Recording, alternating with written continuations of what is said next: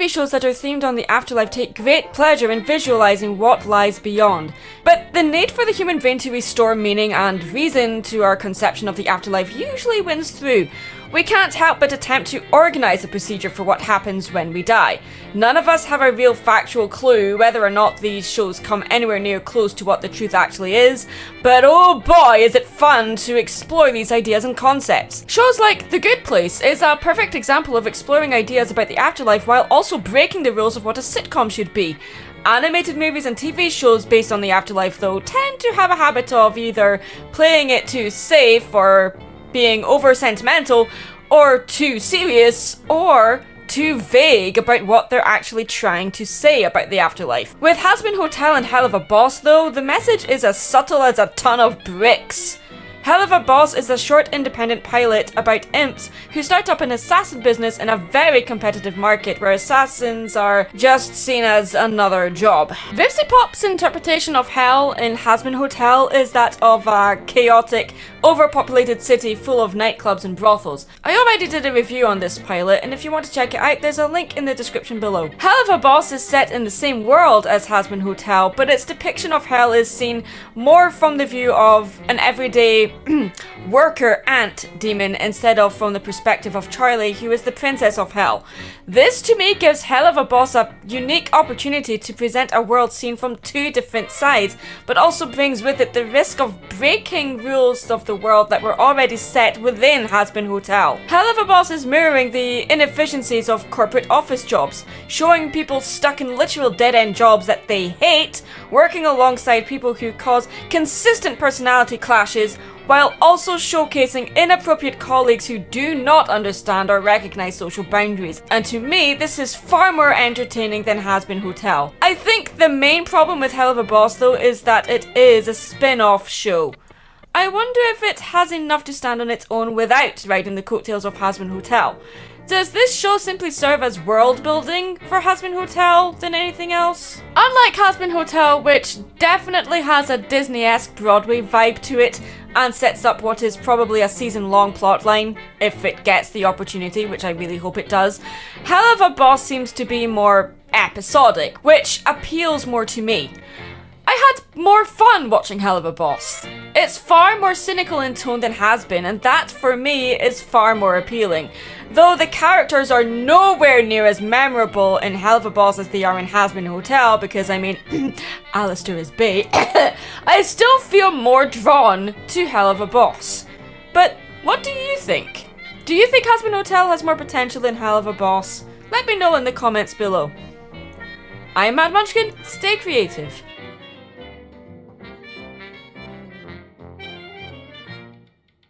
Let's face it, the animation industry right now is in a bit of a slump. Reviewers are celebrating mediocrity by making fun of bad movies, but yeah, that's not a new habit really. The other extreme is following independent and lesser known companies can produce gems that slip under the radar, or just simply don't get the attention they rightfully deserve. With a large majority of the theatrical animated features being released being sequels or prequels or remakes, more and more people are turning to independent film for something fresh, new, and less mainstream. Say what you want about YouTube's practices, it has changed the face of how artists, animators, musicians, writers, etc. break into the industry. Creators have more control than ever of their content and can release it to the masses without having huge corporate organizations breathing down their necks telling them what they can and cannot do. For those who have been following the YouTuber Vivsipop's works over the years like I have, the fact that Hazbin Hotel is being called the surprise independent animated hit of 2019 is not surprising in the least. Hazbin Hotel is a musical about the princess of hell named Charlie, who ironically enough wants to open a hotel in hell to rehabilitate sinners. Though Hazbin Hotel does have a familiar formulaic setup in the sense it is a 2D animated story about a princess who sings about her hopes and dreams, what makes this stand out is that this is essentially a 2D animated Disney film rated R set in hell, and Charlie is the princess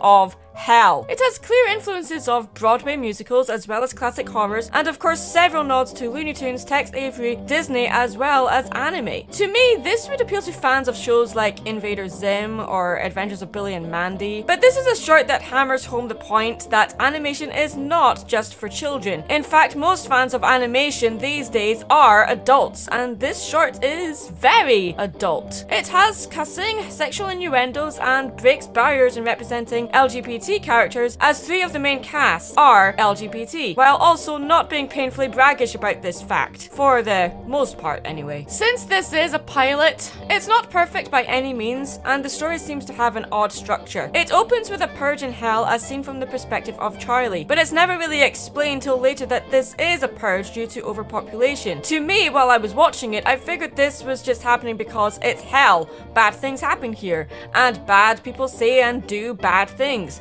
So why does Charlie think this hotel will even work? Even with their patron Angel, who by the way is the funniest character in the show, who is a lost cause only in the hotel for free board. Charlie's girlfriend Vaggie tries her best to support Charlie and her project while also trying to make sure no one else ruins everything they have worked so hard to achieve. Believing that life is not a musical, Vaggie keeps Charlie grounded and attempts to not let her break into song to humiliate herself on national television. Of course she fails that and gets humiliated anyway. Though the character who steals the show is the radio demon named Alistair, who is now my new 2D animated crush, who turns up near the end of the pilot to help run the hotel. He's there for the sole reason that he's bored, and saw an opportunity not only to be entertained by the hotel and its staff, but to also entertain others. Charlie accepts his help to Vaggie's frustration, and there we have the setup for a show I really hope gets picked up. For a pilot episode short, the animation here is abnormally fluid. There are simple, quick moments here and there that could have used a little more polish, and other areas that are overworked, making the pilot have some inconsistency in quality here and there. But overall, this was a wonderful pilot, and I hope to see more. Check it out if you haven't already. I'm Mad Munchkin, stay creative.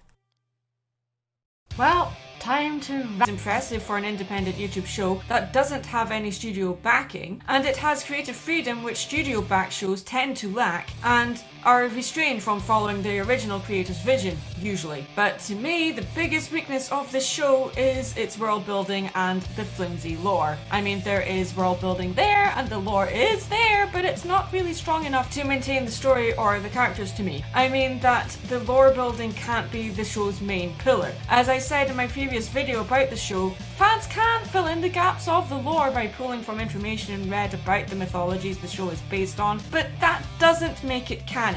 And to get canonical answers, it seems that we have to dig through a lot of podcasts to get any questions answered. And as I said before, I don't think fans should have to look at supplemental material to get basic questions answered. Questions like, in this world, what is the difference between an imp and a demon? Other than species and class, I mean. The fact that Blitz and Stolas are in a relationship seems to be taboo in one episode but perfectly accepted as normal in another episode. What is the difference between a hellborn soul and a soul of a human sent to hell? As interesting and varied as the designs are, I struggle to see differences that help fans to be able to tell who is a hellborn soul, like Charlie from Hazbin Hotel, and who is a soul of a human sent to hell. Kind of nitpicky, I know, and maybe these questions will be answered in season 2, but to me these are basic world building questions that I personally think should be answered in season 1 so we can make sense of how this version of hell works. Though this show is more character driven than anything and is the show's biggest strength. The personalities of these characters are really strong. They're really interesting and engaging and at some points relatable. This does serve to keep the viewers interested, I suppose, but it also means there's story plots that are just left hanging there. It seems to want to be more of a character study for Blitz, similar to what BoJack Horseman was, which would be interesting if Blitz was the main focus of the show, but it tends to hop around between Stolas, Blitz and Moxie. I'm also a little confused as to whether this series wants to be an episodic series or one that is telling a season-long story throughout the series. Each episode seems to be self-contained, which is great, but then there's some episodes which end on a kind of cliffhanger to imply we will return to this story in another episode, which has not happened so far. So maybe this will happen in season 2. The order of the episodes also seem a little mixed up for me. For instance, episode 2 is focused on Stolas and his daughter, who are side characters. I would have moved this episode to maybe after episode 3 to give us time to get to know the main characters before giving Stolas development so early on. Though I definitely jumped the gun with my first 2 videos poking holes in the show that barely had time to lift off the ground. I feel that what I stated in my earlier videos still stands though. The lore of Helluva Boss and Hazbin Hotel is still very flimsy to me. Perhaps Hazbin Hotel will answer more questions once it's released. I don't think Helluva Boss is a bad show. I like this show, but just because I like a show doesn't mean that I'm blind to its flaws. The fact that most of the questions I ask regarding the lore and world building of the show are explained in supplementary material from the creator is incredibly frustrating to me. As previously stated, I don't think I should have to go digging through hours worth of footage from podcasts to get simple questions answered about something the show itself should have made time to answer. I'm probably going to return to this show once new episodes are released, so here's hoping some of my questions will be answered, and I'll try to be patient while waiting for the next episode. I'm Mad Munchkin, stay creative.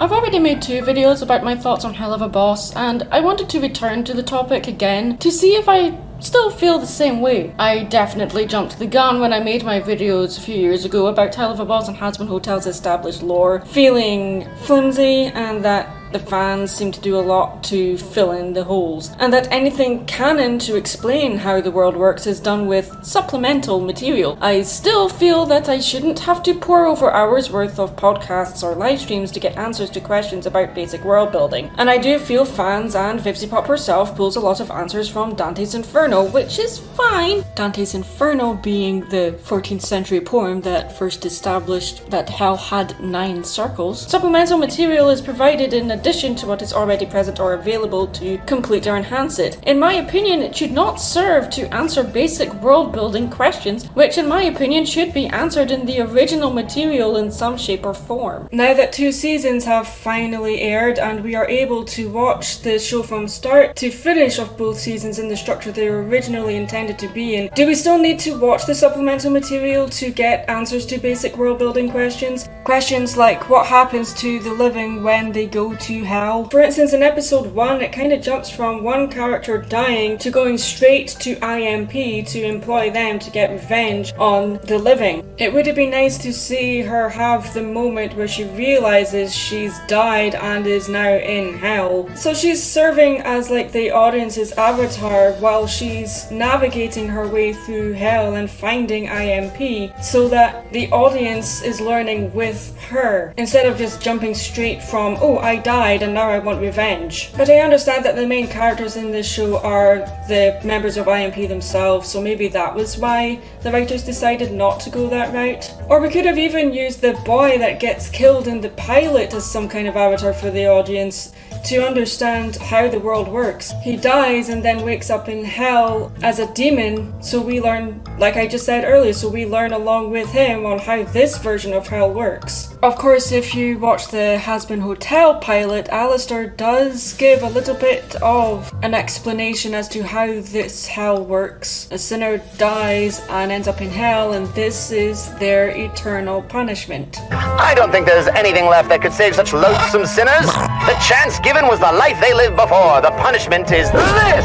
There is no undoing what is done. But if imps and demons can die all over again in this version of hell, as is implied as this version of hell needs to be purged every now and then. We just went through another extermination.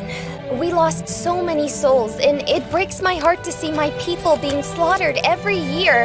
Isn't there a more humane way to hinder overpopulation here in hell? it's no longer an eternal punishment. It really does feel like we're thrown into the middle of things and we're left to kind of figure things out on our own, pulling things from thin air. So then we have to go and listen to podcasts or live streams to get the answers we should have gotten or could have gotten if the writing was just that little bit more sympathetic to an audience that isn't familiar with demonology or religion or hasn't seen the pilot for Hazbin Hotel. Questions like, what happens to the living when they go to hell? Do they know that they're dead, or do they have to be told that they're dead? It sounds like it could be the former, since Oopty knew he had died and went straight to IMP immediately, as Blitz said he stank of the living world, whatever that meant. Ah, this all reeks of the living world. Did you just die? Yes, moments ago in fact, which is what brought me here! How are we able to tell the sinners, you know, the souls of people that used to live on Earth are now in hell? How do we tell the difference between them and imps and hellborn demons that already exist in hell or were born here? Because the design library is very confusing in this show. For instance, in episode 1 of Helluva Boss, the teacher that dies, her sinner form is very close to what an imp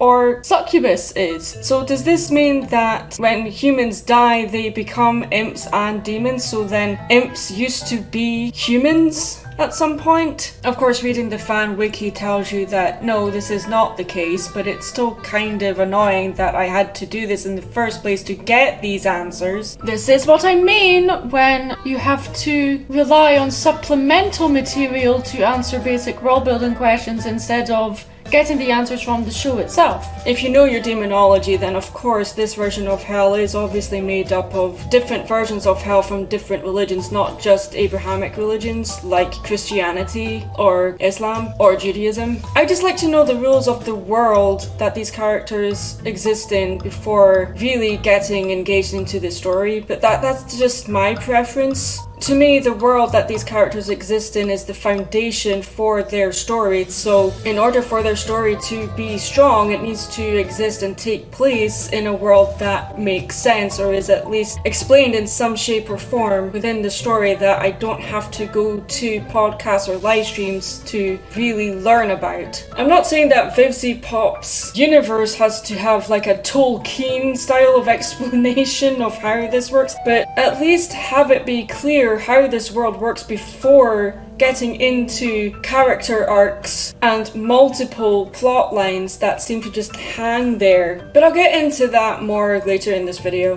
Helluva Boss is set in hell, which is a place regarded in various religions as a spiritual realm of evil and suffering, traditionally depicted as a place of perpetual fire beneath the earth where the wicked are punished after death. It isn't stated in the show until episode 3 of season 1 that this version of hell is made up of rings when Blitz tells Verosica to go 3 rings down. I believe the nearest ocean is 3 rings down! I'm not saying that this show has to state or spoon feed us exactly how this version of hell works. I just find it interesting that a poem from the 14th century is regarded as being the definition of how hell is structured, and we're somehow expected to know this already going into this show. What I'm saying is the supplemental material in the case of Vivzy Pop's work serves to not just reinforce, enrich, or extend, but it's used to actually fill in holes that weren't filled in the original material. The show should be able to stand on its own without the supplemental material, which in my opinion, it sadly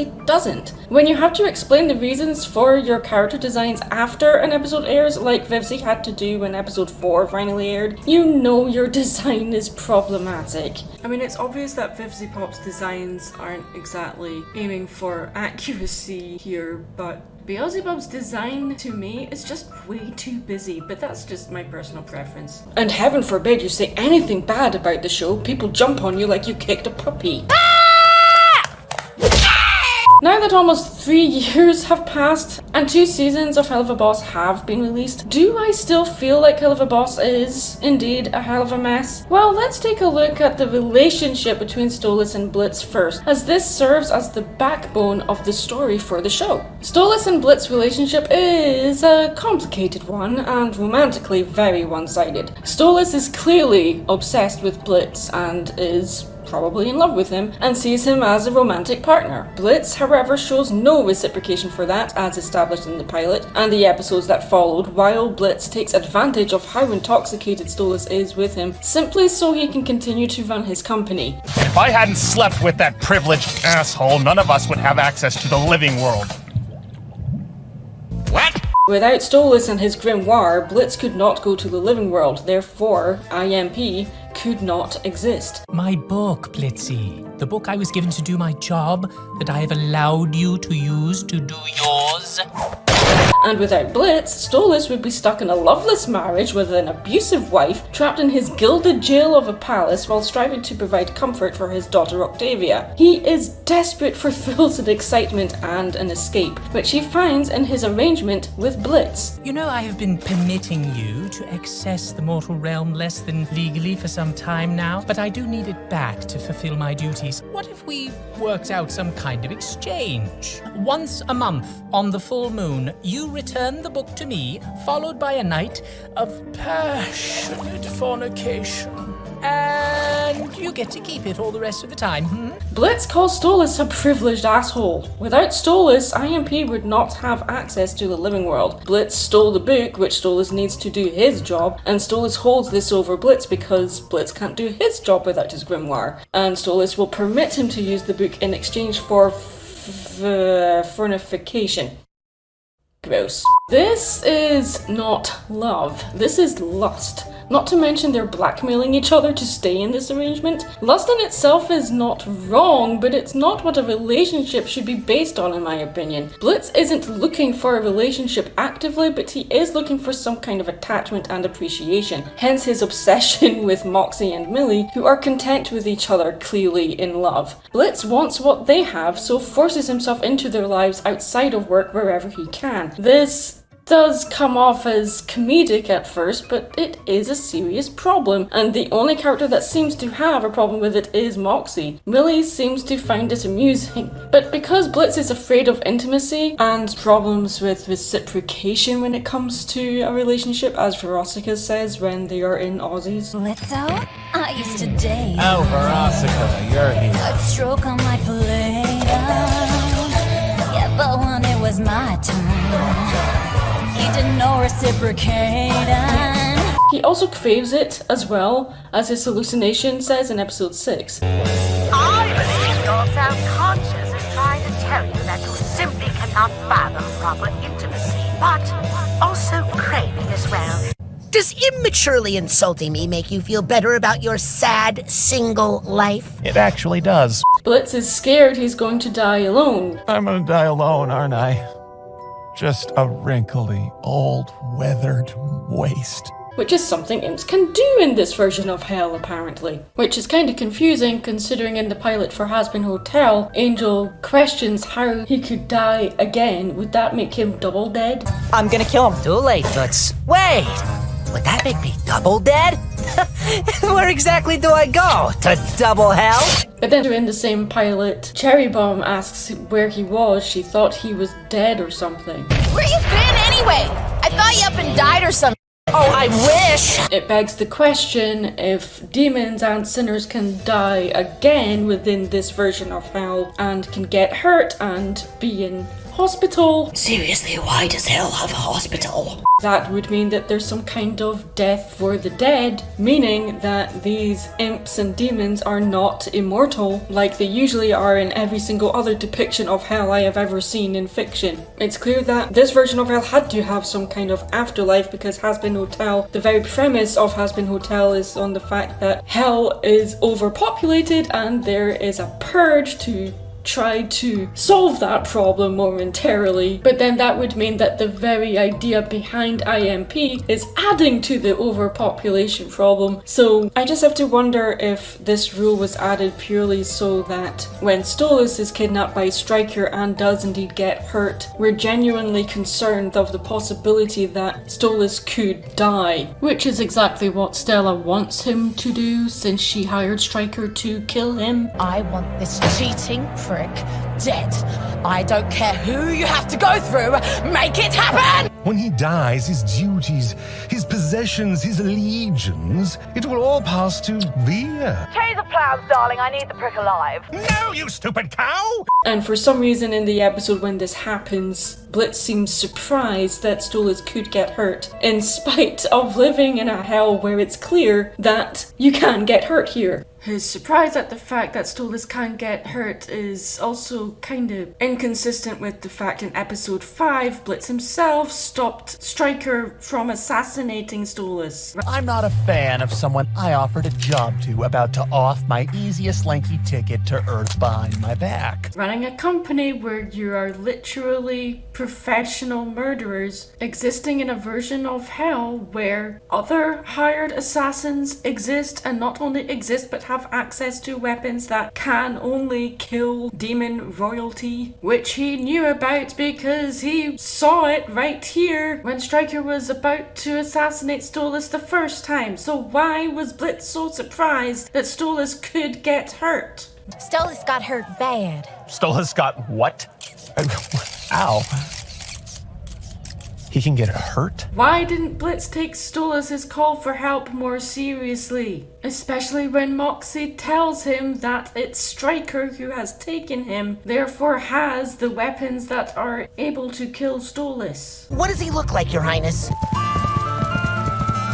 Sexy? That's Stryker, sir! Yeah, Blitz had to take Luna to get this injection, but alternatively, this could be read as the first time we actually see Blitz care about Stolas. Of all the days for him to get his stupid feathered ass kidnapped, I have waited 5 years for this appointment. Me in my little red hole! So I wonder in future episodes, will Blitz even bother to visit Stolas at all while he's recovering in hospital? I highly doubt it, especially since what happened in Aussies in episode 7, after Blitz takes Stolas home, what happened was never discussed again, which was expected in episode 8, which was delayed for reasons that are too long to get into in this video. But even in the 4 episodes that followed, this event was never talked about again. Because who cares about resolving conflict when it's more important to see Stolas' human form in the human world? The more I think about it, I sound like I'm talking about some kind of soap opera instead of an animated cartoon about hired assassins who happen to be imps that's set in hell. I just feel like I should be having more fun than I am with this. I mean, isn't the whole point of hell being that it's meant to be a place of eternal suffering? Being able to die within hell just doesn't make any sense to me. This version of hell even has its own mafia, which Moxie used to be a part of. Not only can characters die in hell, but they can also reproduce. So how is this hell? I don't get it. As I said in one of my previous videos, the pilot promised to deliver a show that mirrored the inefficiencies of corporate office jobs, showing characters stuck in literal dead-end jobs that they hate, working alongside people that result in considerably toxic personality clashes that also showcase inappropriate behavior from colleagues who do not understand or recognize social boundaries. A boss is someone who manages their employees while a leader inspires them to innovate, think creatively and strive for perfection. Every team has a boss, but what people need is a leader who will help them achieve greatness. Blitz to me seems to be a laissez-faire type of boss. He allows his company to pretty much do as they choose without interfering all that much himself, but then when things do go wrong, he blames his team instead of taking any responsibility himself. A boss should ensure you understand your work, which Blitz does do in all fairness, but he is no leader, as he doesn't support or guide his employees through their work. A good leader inspires people and makes them excited about their work. I don't think Blitz even needs to inspire Millie and Moxie to do their job because they already enjoy what they do, mainly because they get to do it together. Maybe this is why Blitz is so obsessed with Eminem's relationship, because he craves what they have, intimacy. And there's a chance for him to have that with Stolas, and when Stolas offers that to him to just hang out after they go to Aussies, Blitz rejects him. Stolas, don't act like what we have is anything but you wanting me to you, okay? You make that really clear all the time. I mean, he's not wrong. When I'm lonely, I become hungry. And when I become hungry, I want to choke on that red of yours. your salad and lick all of your before taking out your and with more teeth until you're screaming. I cannot wait to feel your slimy inside of my. Why don't you all join me at the festival? I can guarantee you all special access. You were here to ravish me, weren't you? To maintain interpersonal resilience, you should actively listen to what the other person has to say. Give people time to be present when you're with them. Develop and work on your communication skills. Be understanding and empathetic. Skills that Blitz simply does not practice in any capacity. Or when he does, he overcompensates or humiliates the other person, or he simply shuts down and runs away, or he pushes them away, or just uses them to get what he wants, like he does with Stolas. The prince is our boss's boyfriend. So you even conned that ditzy blue blood into getting you to the surface? Well, it's long and complicated, but the short answer is yes. It's a transactional, you see. Helluva Boss is a series that is a study of social psychology. This means anything from friendships, platonic relationships, family relationships, love, and professional relationships within the workplace. The show is about interpersonal relationships, people who are from various backgrounds in different situations. It's meant to show understanding, courtesy, tact, empathy, concern, and politeness. Basically, it's a show that demonstrates everything you shouldn't do when it comes to relating to the people around you, friends, family, or romantic partners. But because the show does this, it makes the characters extremely relatable and likeable. It's a lot of fun to watch, and yet I do keep coming back for more. My problem is that the show is not what the pilot promised. But is that a good thing? Relatability is great, but what I want is a story that makes sense and gives me what was promised. A dark comedy series about hired assassins who happen to be imps. Something the show delivered only in a handful of episodes so far, and instead focuses on the relationship between Stolas and Blitz. The pilot promised the show about a company of assassins who go to the living world to kill the living to get revenge for the dead. Can we get back to that, please? I'm just not sure Helluva Boss is logical or consistent enough with what the pilot established. As I said in a previous video about this show, the biggest problem that Helluva Boss has is that it is a spin-off of a show that at the time of this video being released has not yet aired. That being said, I do firmly believe that Helluva Boss has proven that it has done more than enough to stand on its own without riding the coattails of Hazbin Hotel. Though because it aired before Hazbin, I was expecting Helluva Boss to serve as world building for Hazbin Hotel. This in hindsight was probably an unfair expectation of me to place on it, though the pilot for Helluva Boss implied this was going to be an episodic series which would contrast Hazbin Hotel's possible season-long storyline. Now that more episodes have aired, that assumption was wrong. Helluva Boss does have a story threaded through the episodes that mainly focus on the relationship between Blitz and Stolas. The pilot episode structure is a thread of fast-paced cutaway gags or moments that focus on the characters outside the office briefly. This is starkly in contrast to what the show delivered. Episode 1 does establish that the imps can get hurt. Blitz is shot, but it did deliver what the pilot promised, a company of assassins that kill the living to get revenge for the dead. And then episode 2 happened. Tonal shift. This feels like an entirely different show now, but is that a bad thing? A show needs to be able to expand and develop beyond what the pilot established, but my problem is the show doesn't seem to stick to what the pilot established and cuts all ties with the pilot, but still makes calls back to it. So is the pilot a standalone episode as it's meant to be, or not? Though pilots for all shows are vastly different visually from the show that follows, pilots are used to pitch the show, to sell the proof of concept in hopes of it being greenlit for network screening. Helluva Boss, of course, airs on YouTube, but it is treated as a spin-off of Hazbin Hotel, which did get greenlit, so is serving as a way to establish the world Hazbin will be set in. So you'd think the pilot would demonstrate the tone and style the final product would be. The series that follows has a different structure from the pilot, and that to me is a big problem. There are no cutaway gags, no fast cuts between scenes, and tonally it feels just like a different show. I mean, IMP is a company that wants clients to employ them to kill the living. The clients that have already died and are now in hell, meaning those living souls would also end up in hell, so that the client ends up having to know they're going to spend eternity knowing that person is in hell with them. Blitz himself points this out to Oopty. If we do kill him, though, and he ends up down here, you will be stuck with him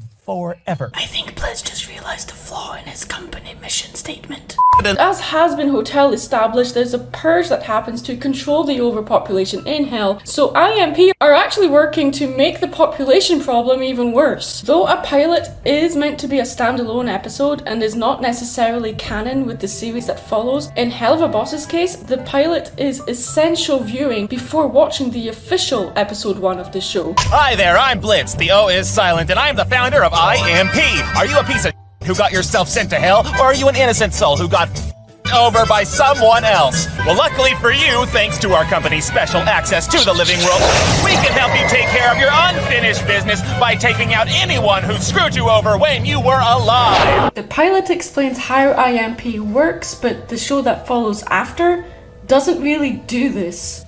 After one measly massacre propelled by blind rage. So that's why I'm here. To get my revenge. Yeah, I don't think you quite understand how we're operating down here. See, we take revenge out on the living, and it sounds like the core cast of your sitcom of a death, frankly, are all probably down here in hell with you.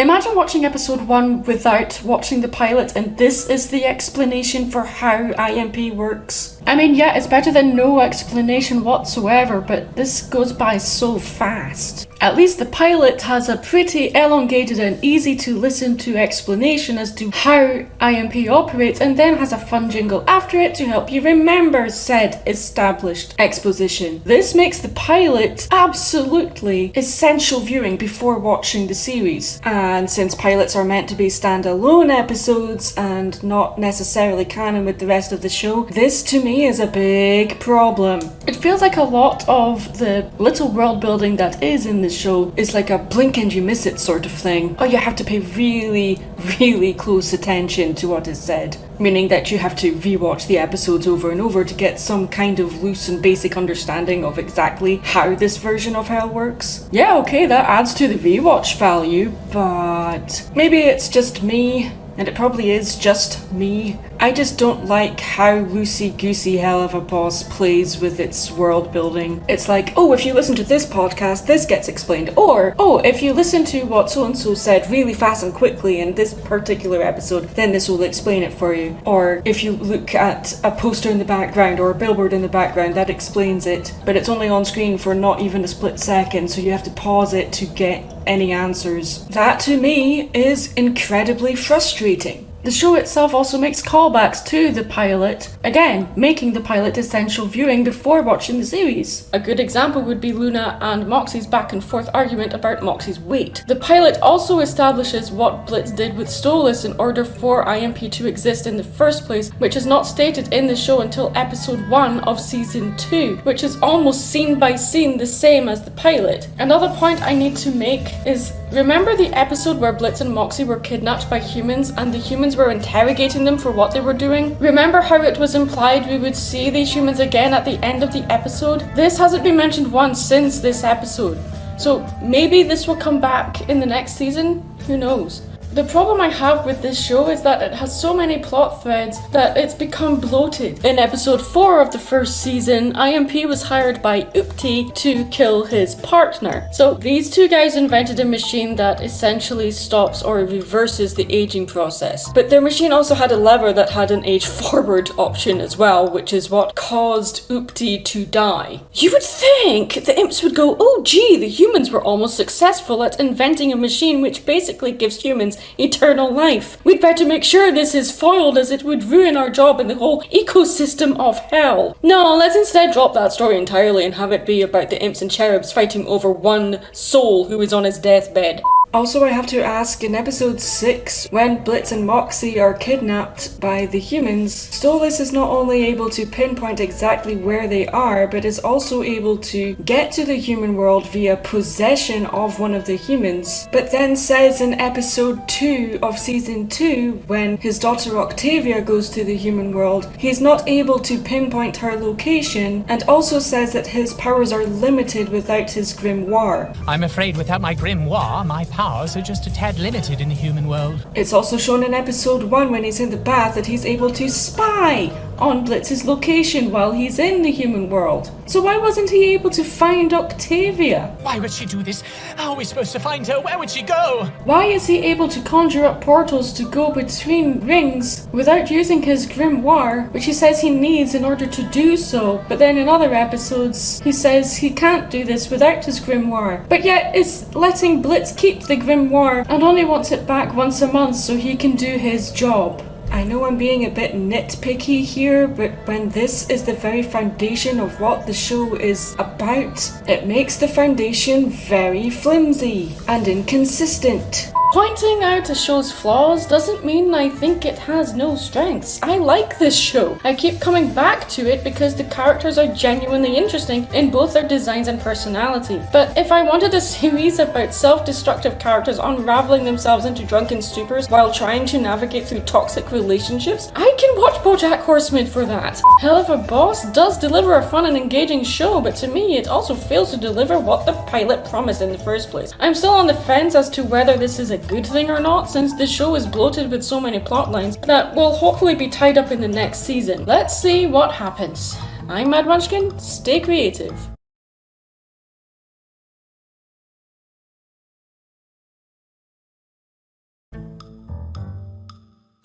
In my last Helluva Boss video, I talked about how frustrating it is for me to have to rely on supplementary material to get basic world building questions answered. I want to try to find a balance here to genuinely enjoy the show for what it is, but also ask questions because I get a lot of my enjoyment from picking a show apart. And when you have to piece stuff together from supplementary material, it does open the door to a lot of fan theories and discussions, which is admittedly what makes most fandoms of any show fun. Hell, a lot of YouTubers make content based on fan theories of shows and games exclusively, and that's how a lot of analysts like myself started, because of fan theories. There's nothing wrong with fan theories, but when said fans have to fill in the holes for a show because the show doesn't, that's why I have to ask, is the fandom itself writing the show for Vivzy? That's always up for debate, but after watching episode 5 of season 2, I feel like I've had the rug pulled from underneath me. More questions, more plot threads, and more confusion. When a show gives too much exposition, or becomes over-bloated with too many plot lines, or doesn't give enough exposition, as is the case with Helluva Boss, it can cause pacing problems when telling a coherent story. True, the show has relatable characters going through very real issues, but to me that's not enough to carry a show. Emotionally speaking, I can fully understand why people get so attached and invested in this show. Helluva Boss's strengths lie in its animation and art style, as well as its relatable characters. The emotional drive behind this show is incredibly intoxicating and addictive. We genuinely care about these characters and what happens to them because, in spite of being supernatural creatures existing in hell, they all feel very human and are all going through or working through issues most of us can relate to in some shape or form. The biggest weakness is the world building, as I said before. To want this to be fixed with one episode though is an incredibly unfair expectation. But what I definitely didn't see coming was this episode was going to throw something into this world that would shake the entire point of IMP and by extension the point of the show itself, and that's the Asmodean crystals, or at least that's what the fans are calling them. The entire premise of Helluva Boss is based on what IMP does as a company, immediate murder professionals. In the pilot, Blitz says that thanks to their special access to the living world, they can take care of your unfinished business for you when you are alive. Well, luckily for you, thanks to our company's special access to the living world,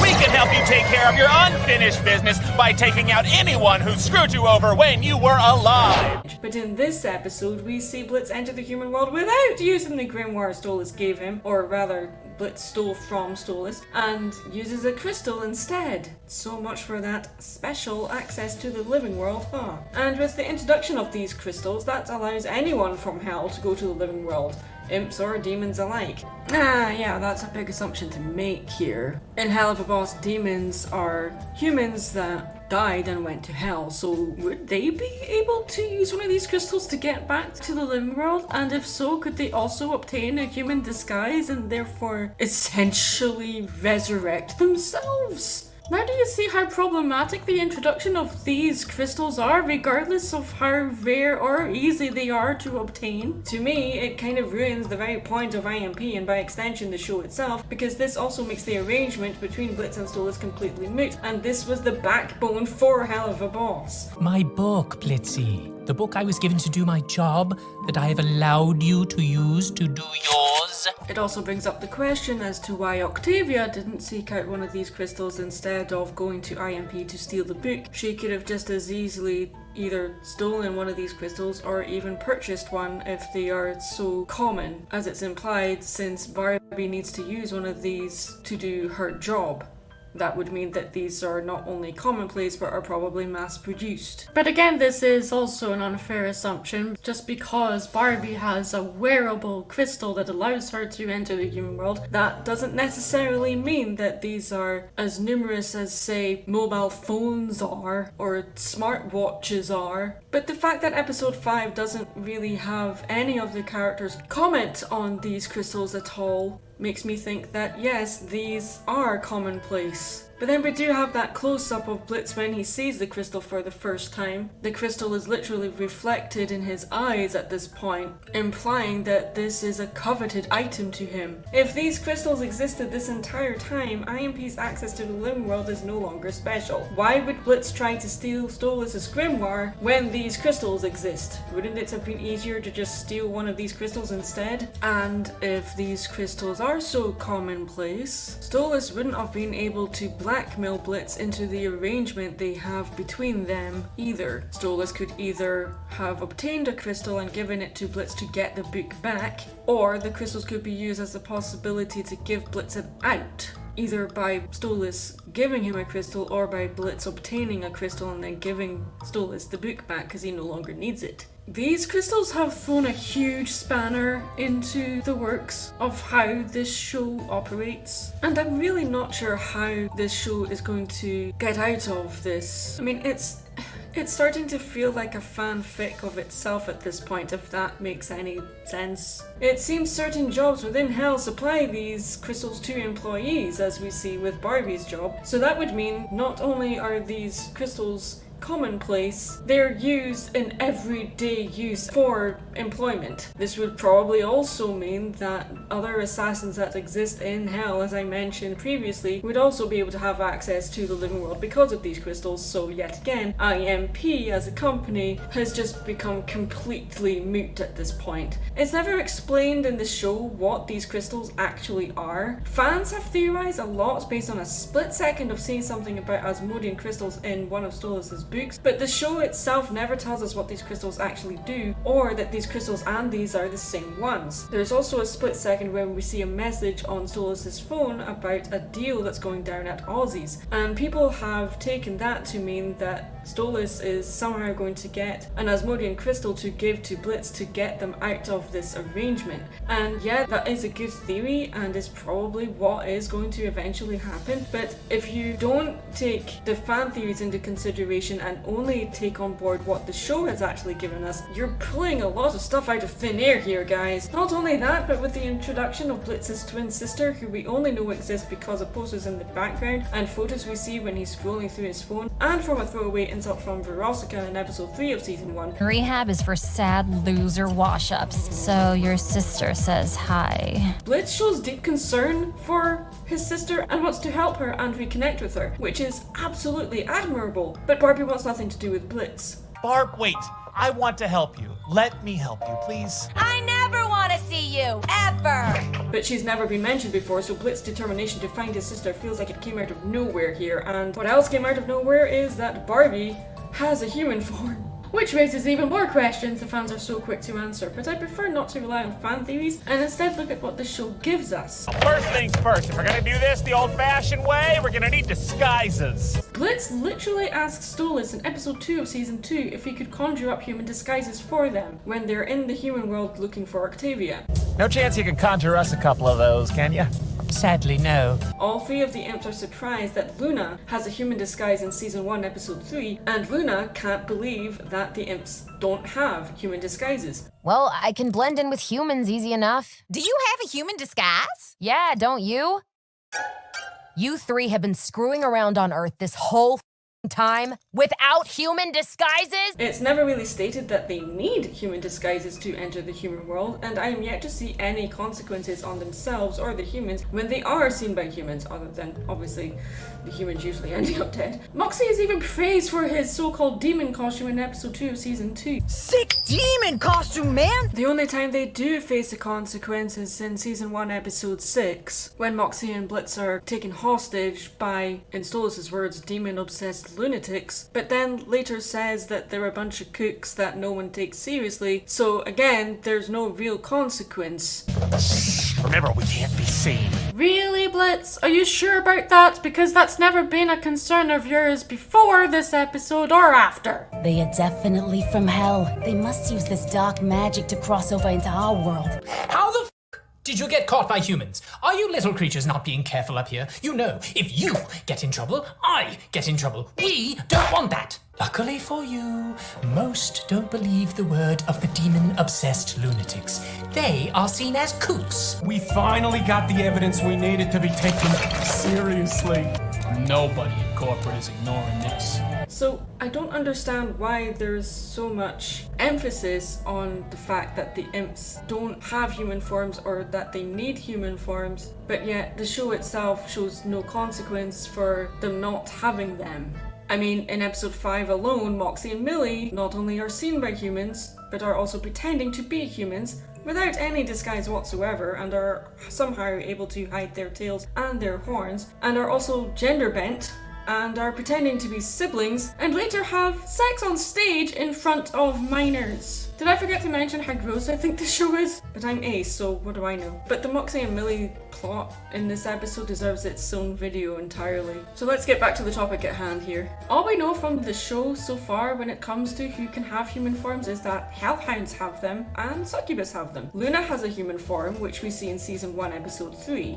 Luna asks the imps why they don't have human disguises, and they never answer this question. So this would either mean she learned the spell from the book and assumed the imps did too, or she already had a human form and just figured the imps had one as well for going to the living world. But that wouldn't explain how Vortex also has a human form. He doesn't have access to the grimoire. So I made the assumption that this is just something that Hellhounds can naturally do, since Luna doesn't need to use a crystal or a device or the grimoire to do this. The Succubus are also not wearing any crystals or devices, so I'm assuming once again they also have the natural unique ability to enter the living world. But again, the show does nothing to explain this. The fans do the explaining, and as fun as that is for the fandom to do, I don't really like how the fan theories have become accepted as canon to explain away the very real problems this show has when it comes to its writing and its poor pacing. But again, it's still a fun show, and I do look forward to when new episodes come up. What do you guys think about the crystals? Do you think that this makes the arrangement between Blitz and Stolas entirely moot? Why do you think Barbie has a human form? Let me know in the comments below. I'm Mad Munchkin. Stay creative. Oh look, it's another controversial Helluva Boss video.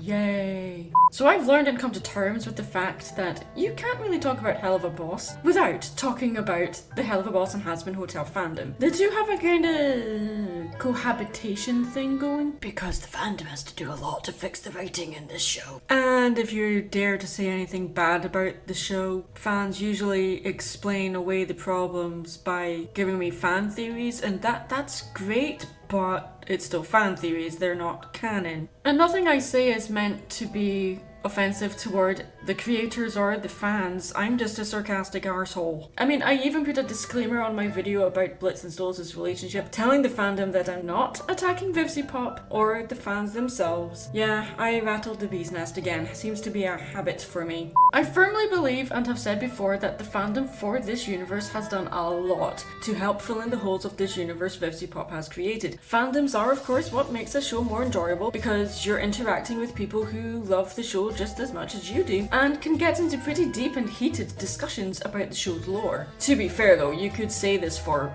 literally any fandom ever. In my opinion, Helluva Boss has some of the most problematic writing I've seen in a show for a long time, and the fan theories that people come up with do help to fix the problems the show has, but I do feel that a fandom should not be relied on to essentially write the show for you, which is what I feel is happening with this show. As I said before, when you have to watch or read supplemental material like podcasts or tweets from the creators themselves to get any canonical answers to questions about the basic world building, or a writer has to tweet to explain away an inconsistency, like in episode 5 of season 1, the show states Moxie grew up in the Wrath Circle. The harvest moon is a very special occasion. It's been my annual duty to showcase it in the Ring of Wrath. Wrath, huh? My employees are from there. I don't think sensitive thespian types would last very long in the games. I was born here too. I have some fight in me. Same as Millie, but then in episode 3 of season 2, it shows he grew up in the Greed Circle.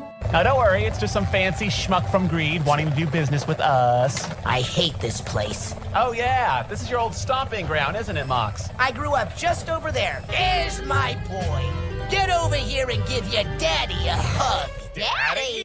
Yeah. Well, whenever you notice something like that, a wizard did it. In the pilot, Moxie is shown to be a character who is frustrated with his job, makes it clear to Blitz how he feels about how he runs the company, pointing out the flaws of the company itself as well as how incompetent he thinks Luna is. We can't afford a billboard, sir. I don't need any reminding, sir, considering you blew most of our salaries on an obnoxious TV ad last week. I'm sorry, a commercial jingle is not comparable to musical theater. Nobody actually likes the jingles. I liked it. Do not agree with him in front of me. I'd like to go on record and say that incident was Luna's fault. Dispatch is supposed to give us the right info on the target. Do your job! Luna is a valued member of our family, and we don't get rid of family. We aren't a family, sir. You are the boss. We are the employees. You treat her like she's some troubled teenager. She's more like a meth-addicted homeless woman you let man the phone. Just stop doing that. He expresses his feelings very easily to the point Millie has to calm him down. What you say and how you act is totally inappropriate! Calm down, Mox. You're gonna have another panic attack. I am calm! There. But then in the show proper, Moxie is now a total brown nose, sucking up to Blitz, blowing his chance to show how good he is at his job. He chokes when he has to kill the murder family's mother, causing Blitz to get shot instead, and Millie has to remind him that he's a weapons expert when they're stuck in the basement in episode 5 of season 1, making him shoot the lock instead of trying to break it with his hands. Because Moxie forgets about his strengths, he needs Millie to remind him of them. As Millie says in episode 1, he has a fuzzy head and does need to be pointed in the right direction sometimes. I think I just needed a minute to process. You have a good heart, honey. Just a fuzzy head. I know Moxie is meant to be a very insecure individual, but I'm getting tired of his insecurities and awkwardness being played up for laughs or for ways to further humiliate the guy. He is terrified of rejection, as is made clearer in this episode, and yet in his hallucination in episode 6 of season 1, he does say that his fear of rejection is why he keeps all his feelings inside. I'm interrupting my own rant here to just state how much I love the animation during the hallucination scenes in episode 6. See, I can say nice things about the show. Why, Moxie, why have you held your true feelings inside? I am scared of rejection. Except he literally doesn't do that. Out of all the characters, Moxie is the most emotional and the most expressive when it comes to how he feels. He's a friggin' musician, for goodness sake. It's only in episode 3 of season 2 does he clam up as he's around his dad, and his traumatic backstory is revealed in flashbacks. Can anyone say daddy issues? Helluva Boss, as I said before in a previous video, is a very emotionally driven show, and when it comes to its characters, they are very relatable and likable, and definitely the strongest part of the show, especially Moxie and Millie. Millie and Moxie are a wholesome, cute, adorable couple, showing that even in hell, relationships can work. Being newlyweds in this show, having only been married for a year, as confirmed in episode 7 of season 1. It's our 1-year marriage anniversary. They are clearly in love with each other and content with each other, which juxtaposes the arrangement between Blitz and Stolas, which is completely transactional. Yeah, I can't bring myself to call what's going on between Blitz and Stolas a relationship. It's why Blitz is so obsessed with Moxie and Millie. Always up in their business, invading their privacy and following them on dates. Can you stop finding me and Millie outside of work? Come on, sweetie, it's not that big a deal. Excuse me. What? Why are you in our fridge? Are you filming us right now? What you dreaming about? He wants what they have, but is also repulsed by what they have, because it's a constant reminder of what he can't have or doesn't allow himself to have. But though they are a couple, they are also two individuals who are both in vital need of character development without having the other glued to the hip. Moxie has so much more character than Millie does so far, as he's been given more chances to be independent from his wife and is much more proactive within his role of IMP. But anytime they are apart, all Millie seems to do is pine after Moxie, or they end up having to rescue each other. Okay, to be fair, in episode 6 he was stranded in the human world with no way to get back, so yeah, of course Millie's going to be worried about him. Moxie rescues Millie in episode 1 from the murder family's mother. Moxie! And Millie rescues Moxie from being eaten by the giant fish.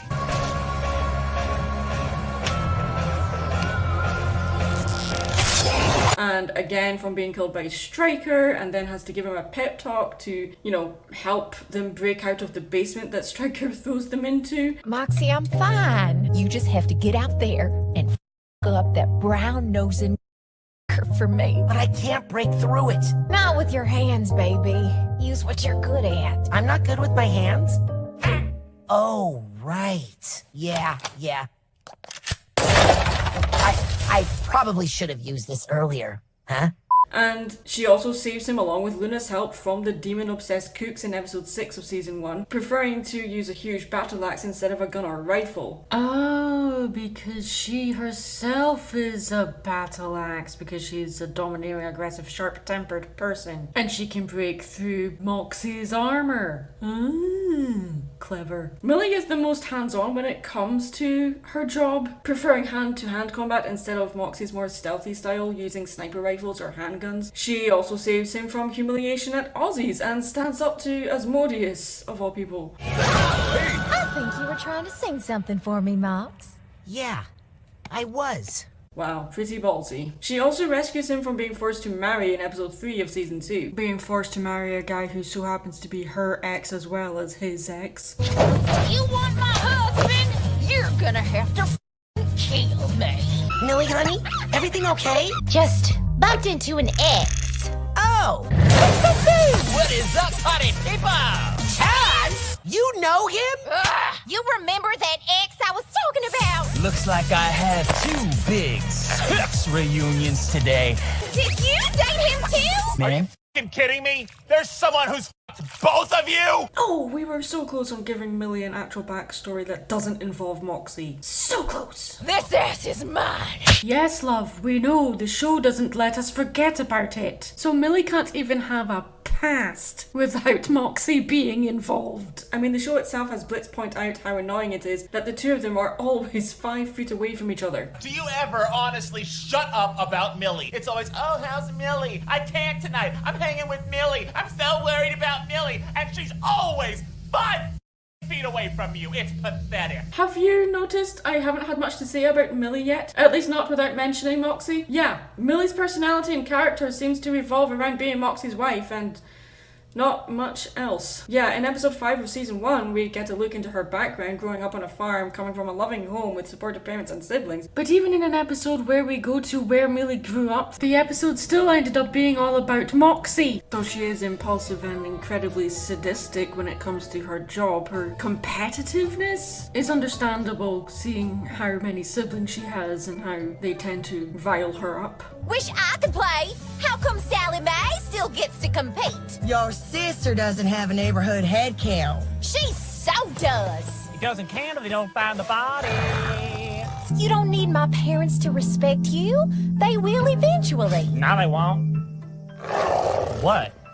I'm right, ain't I? How pissed would you be if I bet on him dying? It's good to see that her impulsive, sadistic nature can be channeled into protecting Moxie. As he points out, Millie has strength enough for the both of them. You know, she protected me. Millie has the strength enough for both of us. Sadly, when the two of them did finally get an episode that makes them the main focus, episode 5 of season 2 took all the problems of the narrative that this couple already had and amplified it to 11, turning Moxie into a bratty teenager and Millie into a Mary Sue. We all know how I feel about Mary Sues. Really? Do you want to talk about it? Oh yeah, of course I do, because I'm sure you're the best therapist ever. Well, yeah, but I don't think you could afford me. So why do I think episode 5 of season 2 ruined Moxie and Millie? Not going to lie, this episode was very entertaining, but considering how episode 4 ended, I was expecting episode 5 to continue where episode 4 left off, with Stolas in the hospital and Blitz coming to the realization that Stolas can in fact get hurt. I made another video about Blitz and Stolas which goes into their arrangement in more detail, but this is the thing about this series. It can't seem to decide whether it's an episodic dark comedy or a supernatural drama with season-long story arcs. It just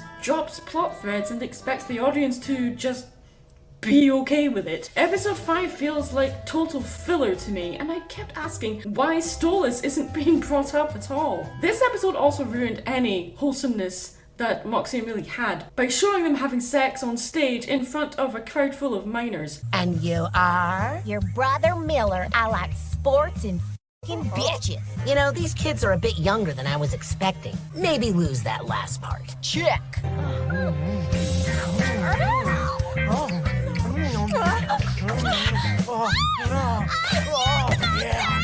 You know, these kids are a bit younger than I was expecting.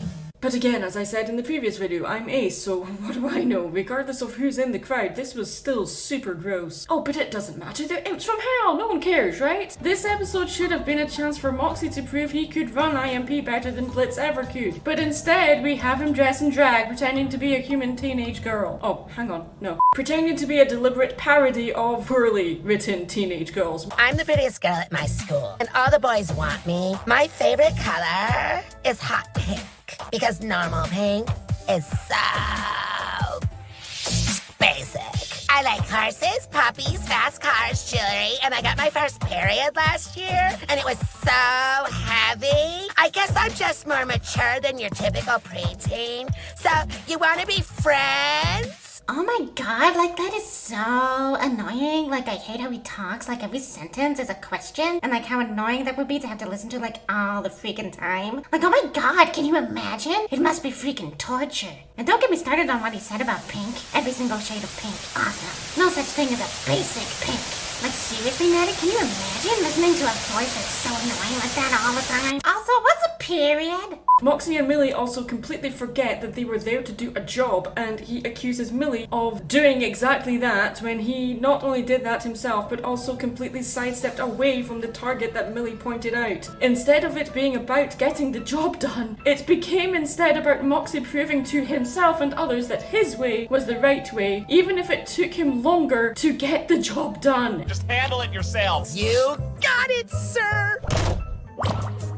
We'll take the case. This is going to be the cleanest, most well-prepped, most surgical hit we've ever had. He refuses to listen to Millie and instead chooses to act out his role of Moxie, a character he invented and pretended to be in order to be undercover in the camp, which they did not need to do. Max, are you sure this isn't a little much? It's my first lead, Mills. It has to be perfect. Hey, Mox! Check out that shady-looking fella over there. I think that's our guy. That's definitely him. That bag's full of money and drugs and what looks like a drill one would use to poke holes in a boat. But that's all circumstantial at best. Now he's looking around and heading into that locked boathouse we heard about. That would be the perfect place to...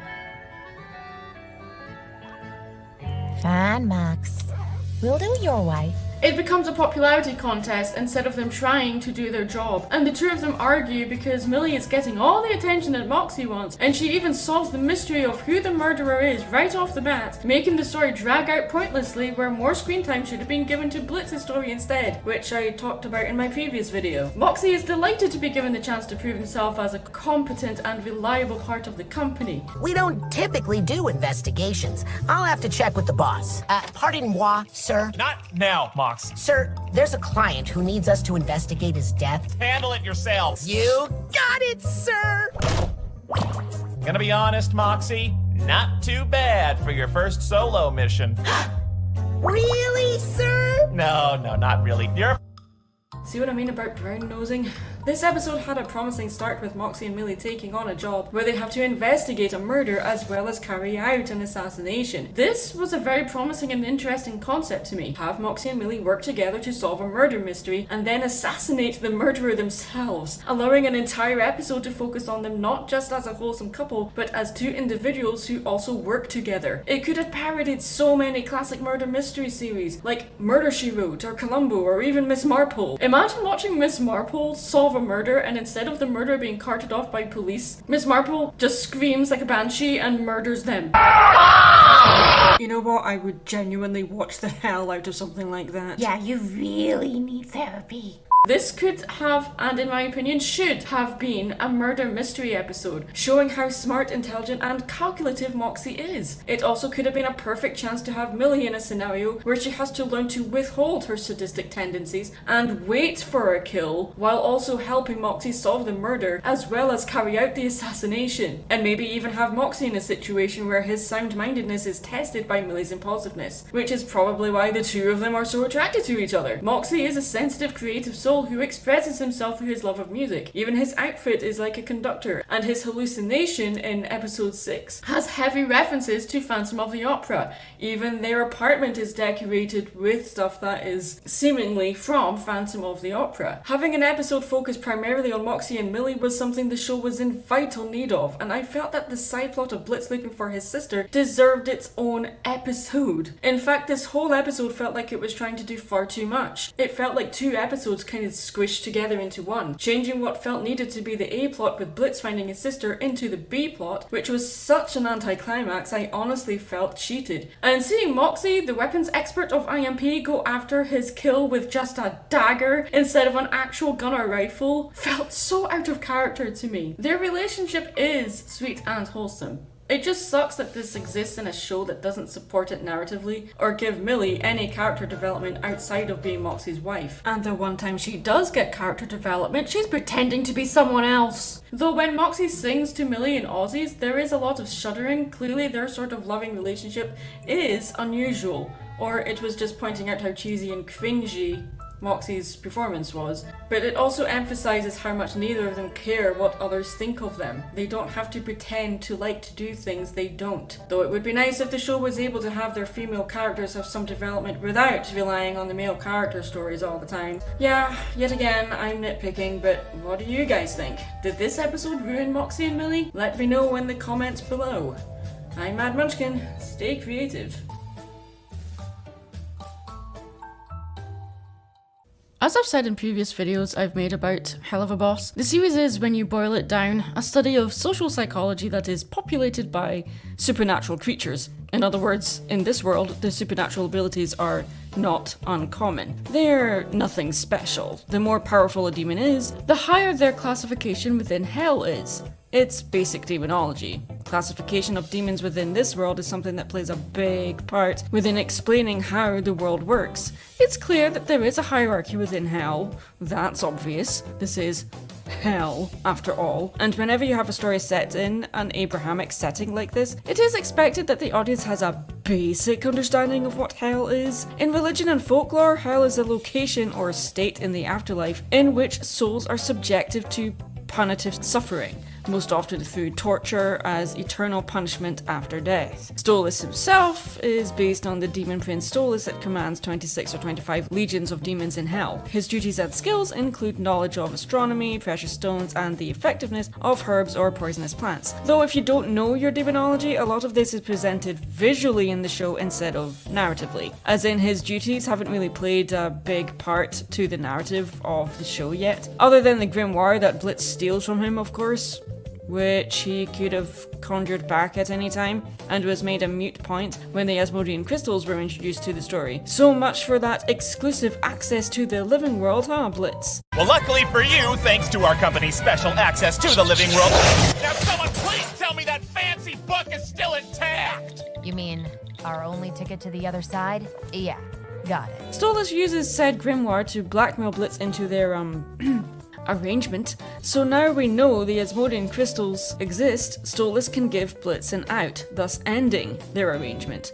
This imp has a business he runs. He needs to access the mortal realm to carry out his work. I know your demons are some of the only ones who can traverse freely and legally. I was wondering if you could assist me in finding a way he could too. Yeah, this was confirmed in episode 6 of season 2 that this was Stolas' intention, but I still say that the Asmodean crystals broke the show's narrative to me, which I cover in detail in another video. So for now, let's focus on Stolas. Unlike IMP, Stolas is portrayed in the show as a pacifist for the most part. Instead of taking Stryker head on, for instance, when he tries to assassinate him, he instead flees until he is inevitably caught. He is more of a guide than a fighter, but that doesn't mean he isn't dangerous or powerful, though why he didn't just turn Stryker to stone like he did to that one imp in episode 2 of season 1 is beyond me. If you establish a character has a power in literally the second episode of the season, don't just forget about it in a later episode when he is in danger. If you establish that your story is set in hell but your characters can literally die, and not only that but be assassinated, 2 seasons into the show I'm starting to wonder what's the point of having this set in hell.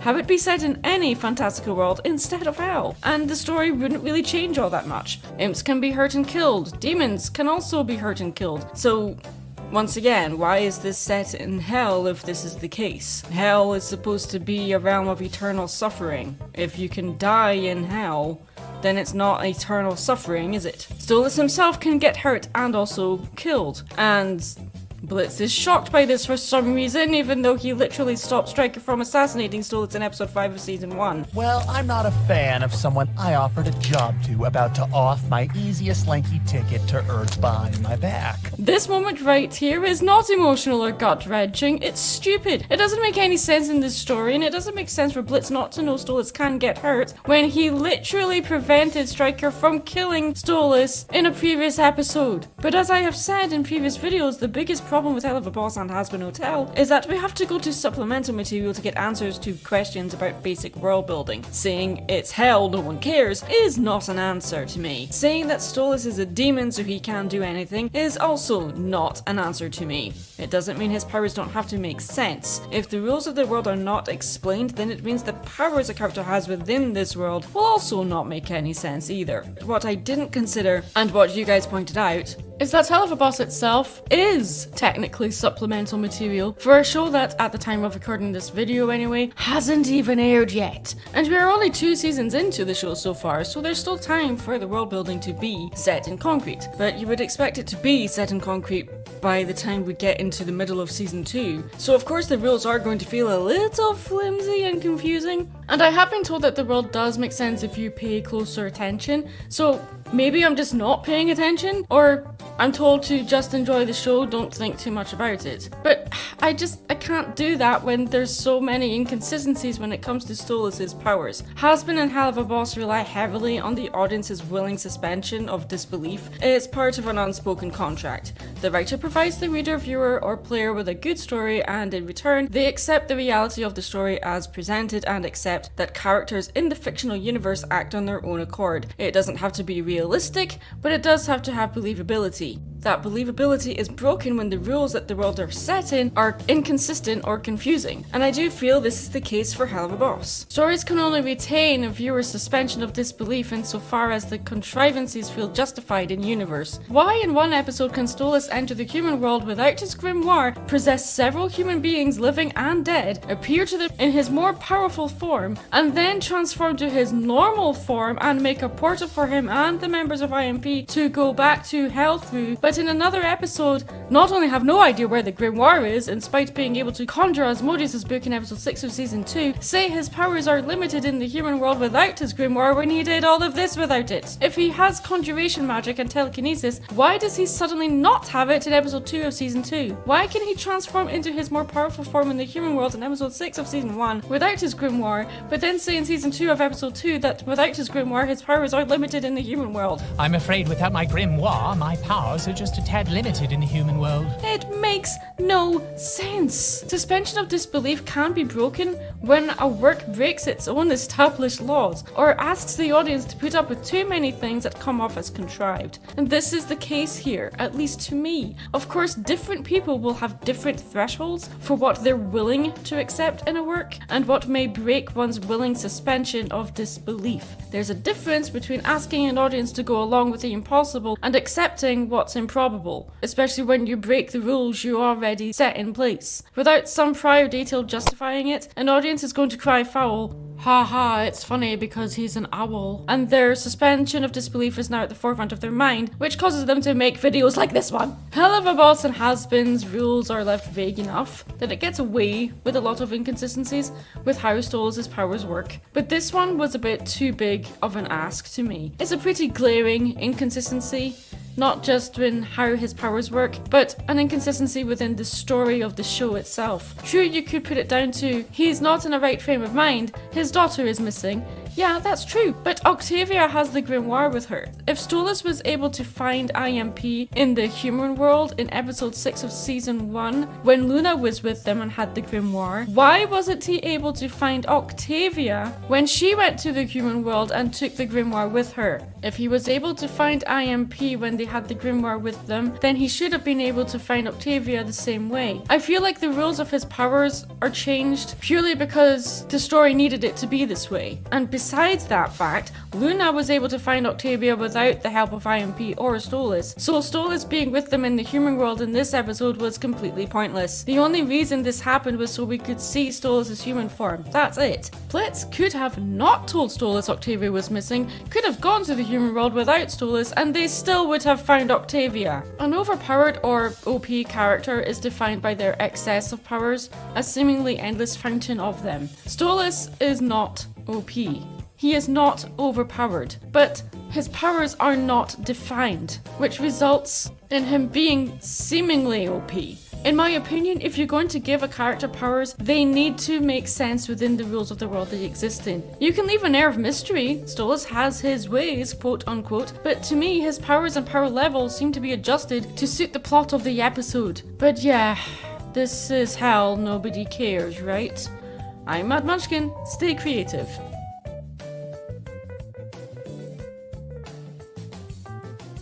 When talking about Helluva Boss, I am fully prepared for a lot of backlash, and for this one, I got it before I had even said anything. That was something I definitely wasn't prepared for. And yeah, I did kinda ask for it. You gotta admire the passion this fandom has for this show. This show is incredibly popular and for very valid reasons. The animation is awesome, the characters are endearing, entertaining and likable, while also being very relatable. As I've said before in my videos, believe it or not, I like this show. I genuinely do. Though I have a funny way of showing it. But as I have also said before, just because you like something doesn't mean you should ignore or be blind to its flaws. And when you are a passionate fan about a thing, when someone says something negative about said thing, it can feel like a personal attack. And because I am a sarcastic arsehole, that can sometimes sound like what I'm doing. And I am always trying to make changes to do better, but I am human and I am going to make mistakes. But at least take the time to hear what I have to say before throwing me under the bus.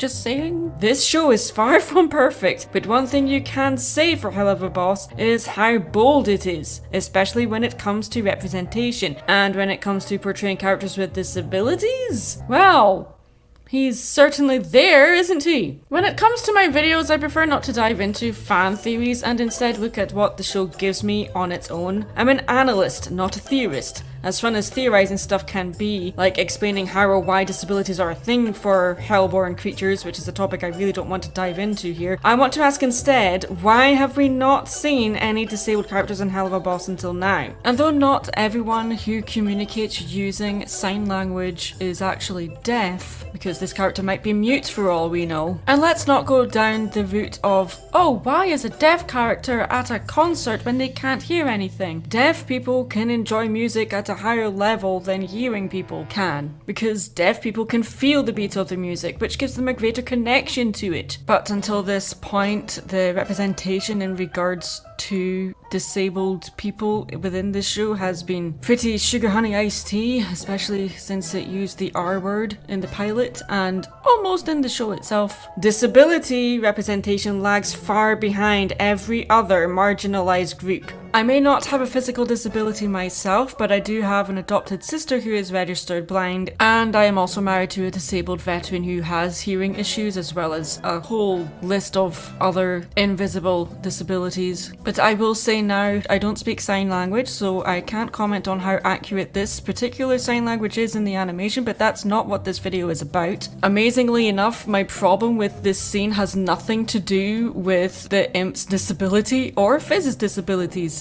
If anything, my main problem with this scene is that we needed more scenes with the deaf imp before this scene happened. So my problem is more to do with a writing issue rather than a representation issue, but I wanted to make sure that I got my point across in regards to talking about the fact that this show had ASL within the show. That is something that should be admired. And we definitely need to see more of this representation in not just animated shows but in live action shows as well. And yet deaf representation hasn't really been a thing in animation all that often, other than in Craig the Creek, Bluey, The Dragon Prince, The Little Mermaid TV series, Madagascar, A Little Wild. I could go on. What I'm saying is that Helluva Boss wasn't the first cartoon ever to depict a deaf character in an animated show. And yeah, there probably are more shows and movies that depict deaf characters in animation than I have listed, but it's still a pretty rare thing to see. So to see a deaf character be portrayed in this series is actually something special and incredibly wholesome. At least it would have been if this wasn't depicting a hellborn imp having a disability, something we have never seen until this episode, telling Fizzarolli, who is essentially a sex symbol in this world, that he wants to be a clown just like him when he grows up. This in itself is problematic, but not something I feel like I am qualified to discuss since I'm asexual, so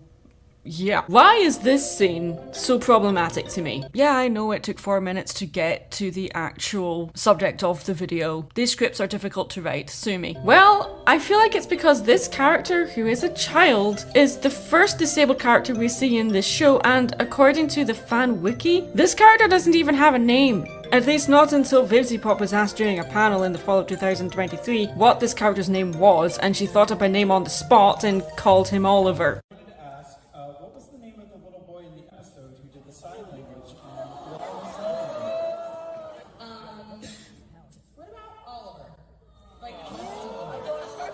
Why is this a problem? Because the character and the disability was not only written into this episode simply to further develop Fizz's character instead of actually showing representation of a marginalized community, but that said character wasn't even given a name, so it's unlikely we will ever see this character again, which means this character isn't a reoccurring character, which tells me they weren't really trying to represent a marginalized group of people, in my opinion. They just wanted to have a character character boost the main character's, or the main character in this episode anyways, story. Because let's face it, Blitz has been relegated to supporting character in his own show at this point. I'm so tempted to refer to this as the Tiny Tim trope, but even Tiny Tim himself wasn't just invented to further Scrooge's development. He played an integral part to the story, as well as not just Scrooge himself, but also Cratchit as well. Little Red doesn't have any connection to any other character depicted in this episode whatsoever. He's there and then gone. You don't even see him interact with other members of the audience. I mean, a little more screen time with Little Red isn't too much to ask for, is it? Especially if we're going to have such a wholesome moment later on. It would have been nice if we spent more time with the guy before this moment happens. 13 minutes in, for example, we have a scene of Imps and Hellhounds paying Mammon to meet Fizz and the twins. Would have been a perfect scene to show Little Red here, right? Show him trying to meet Fizz but can't because he's being shoved to the side, or he missed his chance because he's deaf and didn't hear his cue, or people are talking to him but because he's signing they might not understand him because they don't know sign language, so therefore gets ignored even more. And because there are so many people around, Fizz doesn't see him and is not in the right frame of mind to interact with fans right now. Or maybe even have the creepy fan get in Little Red's way, showing both sides of how fans can be. Innocent admiration next to toxic obsession, showing the best and worst type of fan famous people can have. Maybe this was the intention here with these two. I just feel like Little Red deserved just as much screen time as the creepy fan had. Okay, so we meet the guy when Fizz and Blitz are teenagers, so Little Red probably wasn't even born at this point yet, but showing once again a fan who had been festering in the background waiting for his moment to pounce, while also showing a new fan, young and naive, trying to be noticed while being drowned out by the crowd. It would have been a nice juxtaposition there. If we saw Little Red struggle to get to the front and then we learn he was deaf, it would have made this moment here far more impactful, because we would have been invested in the character before we learn he's deaf, and then we learn that Fizz can speak sign language, which brings up a whole bunch of questions as to how or why he knows sign language. And again, this will be diving into fan theory territory, which I want to veer away from. Fizz has to cope with incredibly intense public scrutiny as represented by this one creepy fan, living up to the expectations of others. Might they be the ones you love,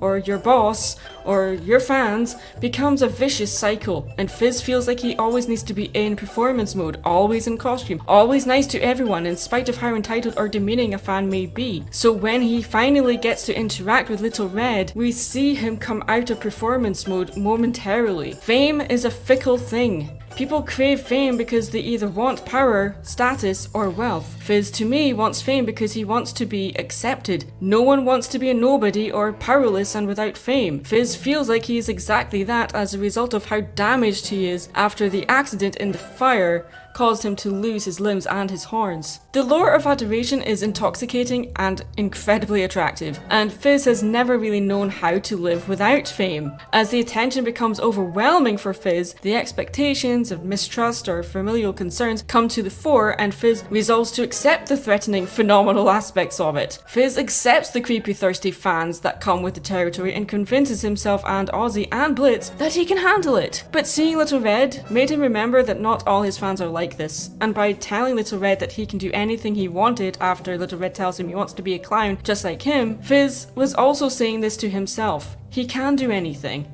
He doesn't have to be this clown. He doesn't have to work for Mammon. And later thanks Little Red on stage for helping him get the courage to quit being Mammon's puppet. Fizz has an initial desire to become successful, but he also has a lot of personal confusion and a loss of ownership over his own life. It depersonalizes him, making him into a literal doll. He suffers a loss of personal freedom, and people can see that vulnerability and might confuse it for elitism or rejection. Do fans like Fizz for who he is, or because of what he does? Most fans don't really care, as represented by the creepy fan, but there's a small percentage that genuinely do, and those are represented by Little Red. Could this scene have been handled better? Well, at least the lead up to it could have been handled better for sure, but Little Red deserved so much better than this. But was this episode a step in the right direction when it comes to representation of disabled characters? Well, considering both Little Red and Fizz are technically disabled, I would say yes. I just wish Little Red wasn't invented purely for this reason and was a recurring character. But we can't have everything, can we? I'm Mad Munchkin, stay creative.